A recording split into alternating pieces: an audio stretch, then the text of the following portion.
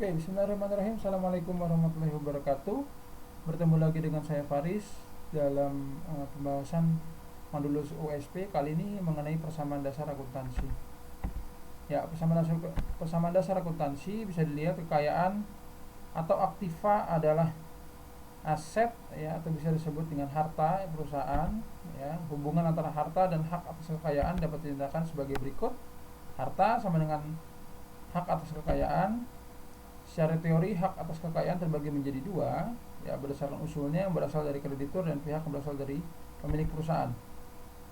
Maka bisa dilihat dari kreditur itu sama dengan modal, dan dari pemilik perusahaan dari kreditur itu sama dengan utang, dan dari pemilik perusahaan sama dengan modal. Jadi harta sama dengan utang plus modal. Oke, berikut adalah harta. Golongan harta ada 5 ya, yang biasa saya sebutkan, yakni ada kas, perlengkapan, peralatan, piutang, dan akumulasi penyusutan peralatan. Dan ada pula dengan modal, beberapa hal yang mempengaruhi modal. Ada 3 hal, yakni pendapatan, beban, dan privé. Pendapatan, ketika pendapatan bertambah, maka sifatnya adalah menambah modal, dan ketika berkurang malah mengurangi modal. Oke, kalau beban ini terbalik dengan pendapatan, sifatnya adalah kalau bertambah mengurangi modal, dan berkurang malah menambah modal. Begitupun dengan privé, kalau bertambah ia akan mengurangi modal, dan ketika dia berkurang maka akan menambah modal.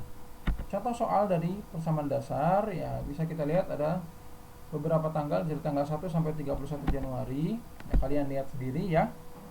Ini ada pembahasannya. Yang pertama, tanggal 1 menyetorkan uang kas sebagai modal 4.800.000 ya, kasnya bertambah 4.800.000, modalnya bertambah 4.800.000. Oke. Tanggal 5 Januari dibeli peralatan kantor 1.250.000, dibayar kas 750 ya, karena dibayar kas jadi 750.000 berkurang. Sisanya dibayar bulan Februari 2012. Utangnya 500.000. Oke, jadi sini jelas ya. Ada pertanggalnya, tanggal 8 juga sama ya, karena dia membeli secara tunai, kasnya berkurang sebesar 75.000. Ya, perlengkapan yang bertambah karena dia membeli perlengkapan secara tunai. Tanggal 10 Januari dibayar hutang kepada kreditur sebesar 250.000, dibayar utang tanggal 10 ya, jadi utangnya berkurang, saya tinggal 250. Ngambil uang dari mana sih? Tanggal 10 dari kasnya berkurang 250. Pada tanggal 15 Januari dibayar beban ya, dibayar beban. Kalau sudah dibayar, sudah pasti kasnya berkurang. Tanggal 15 kasnya berkurang 400 ya. Lalu apalagi? Karena ada beban, berarti sudah bisa dipastikan bahwa beban itu akan mengurangi modal ya, modalnya berkurang 400.000. Oke. Tanggal 17 dibayar beban lagi, beban sewa kendaraan ya. 300.000, ngambil duit dari kasnya untuk bayar beban, modalnya berkurang 300.000 karena beban.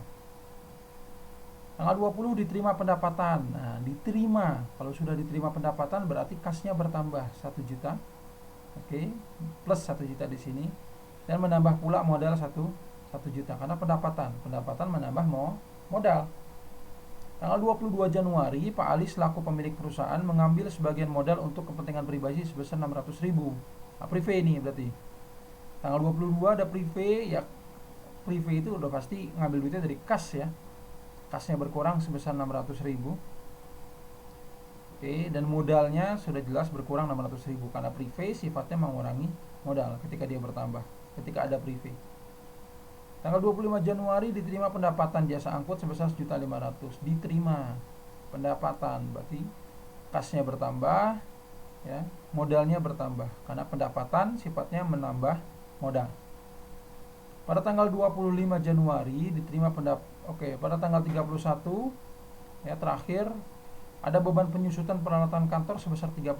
Kita catat dalam akumulasi penyusutan peralatan minus 30.000. Jadi akumulasi penyusutan peralatan ini seharusnya memang saldo terakhirnya adalah memang minus karena dia penyusutan atau mengurangi, berkurang ya. Sementara perlengkapan kantor yang tersisa senilai 15. Sisanya 15.000. Asalnya 75, berarti yang terpakai adalah 60.000 rupiah karena ada sisa 15.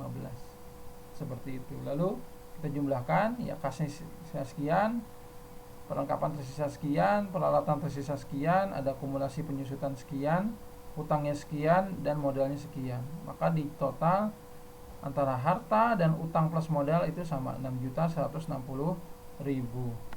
Oke, terima kasih untuk perhatiannya. Sedikit penjelasan mengenai prasamaan dasar akuntansi, kurang lebihnya mohon maaf. Assalamualaikum warahmatullahi wabarakatuh.